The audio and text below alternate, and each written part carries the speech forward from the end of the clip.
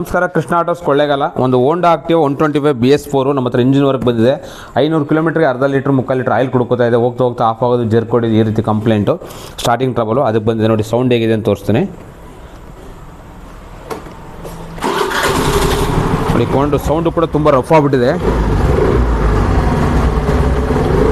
Sound rough ಆಗಿದೆ, smoke ಬರ್ತಾ ಇದೆ. ನೋಡಿ ಮೀಟ್ರ್ ಕೂಡ 34,000 ನೋಡಿ 34,252 ಕಿಲೋಮೀಟ್ರ್ ಓಡಿದೆ ಅಷ್ಟೇ. ಇದು ಅಂದರೆ ಮೇಂಟೆನೆನ್ಸ್ ಕರೆಕ್ಟಾಗಿ ಮಾಡಿಲ್ವ ಏನೋ ಗೊತ್ತಿಲ್ಲ ಕಸ್ಟಮರು. ಹಂಗಾಗಿ ಇಂಜಿನ್ ವರ್ಕ್ ಬಂದು ತುಂಬ ದೂರದಿಂದ ಬಂದಿದೆ. ಇದು ಇಂಜಿನ್ ಬಿಚ್ಚಿ ಫಾಲೋಅಪ್ ಮಾಡ್ತೀನಿ ಇದನ್ನು.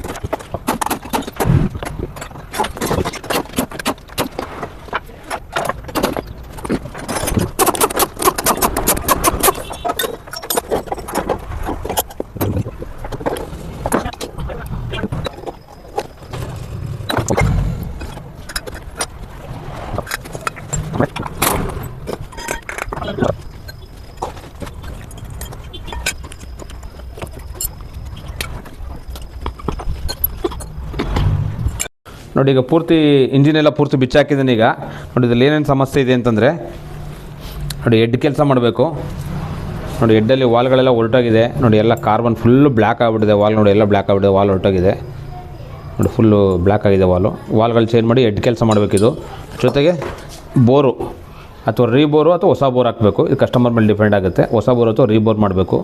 ನೋಡಿ ಎಲ್ಲ ಫುಲ್ಲು ಬ್ಲ್ಯಾಕ್ ಆಗಿಬಿಟ್ಟಿದೆ. ಹೊರಗಡೆ ಎಲ್ಲ ಸಮದೋಗ್ಬಿಟ್ಟಿದೆ. ನೋಡಿ ಇಲ್ಲಿ ಕಾರ್ಬನ್ ಬ್ಲ್ಯಾಕ್ ನೋಡಿ ಸ್ಟೆಪ್ ಬಿದ್ದುಬಿಟ್ಟೈತೆ. ಇಲ್ಲೆಲ್ಲ ನೋಡ್ಬೋದು ನೀವು ಈ ರೀತಿ.